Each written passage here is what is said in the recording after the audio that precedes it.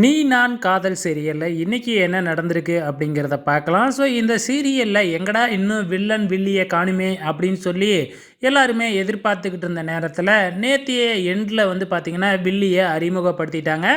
அதாவது நம்ம ஹீரோ இருக்கிறாங்க இல்லையா, ஹீரோவோட பார்ட்னர் தான் இந்த வில்லி. ஸோ அந்த வில்லி என்ன நினைப்பாங்க, ஹீரோவை எப்படியாச்சும் கல்யாணம் பண்ணிக்கணும் அப்படிங்கிறது தான் அவங்களோட திட்டமாக இருக்குது.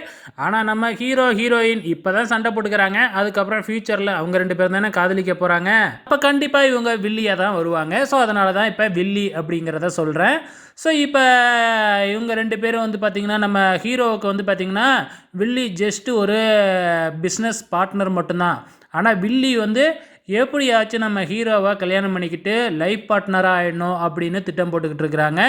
இது ஒரு பக்கம் போய்கிட்டு இருக்கிறப்ப அங்கே ஹீரோயினோட அக்கா அவங்க வீட்டை காமிக்கிறாங்க. அப்போ வந்து பார்த்திங்கன்னா நம்ம பழனி பட்டாளம் வந்து பார்த்திங்கன்னா இந்த சீரியலில் இருக்காப்லையாட்டுக்கு. ஸோ அவர் வந்து பார்த்திங்கன்னா ஒரு கேரக்டரில் பண்ணியிருக்கிறாரு, ஒரு பாய் கேரக்டரில் பண்ணியிருக்கிறாரு.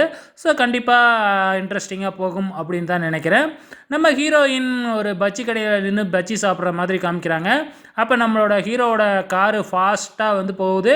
அப்போ அந்த பஜ்ஜி வந்து தட்டி விட்டுறதாட்டுக்கு உடனே அந்த கடையில் இருக்கிற சோடா பாட்டிலை எடுத்து கார் கண்ணாடியாக உடச்சிட்றாங்க நம்ம ஹீரோயின்.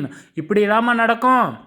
உடனே நம்ம ஹீரோவும் இறங்கி வந்து ஒரு பட்சிக்காக என் கண்ணாடியை உடைக்கிறியா, மறுபடியும் நீ என்னை ஃபாலோ பண்ணி வந்துட்டு அங்கேயே அப்படிங்கிற மாதிரி நம்ம ஹீரோயின் வழக்கம் போல் சண்டை போட ஆரம்பிக்கிறாங்க. ஸோ இது முடிஞ்சதுக்கப்புறம் மீண்டும் வந்து பார்த்திங்கன்னா நம்ம ஹீரோவை காமிக்கிறாங்க.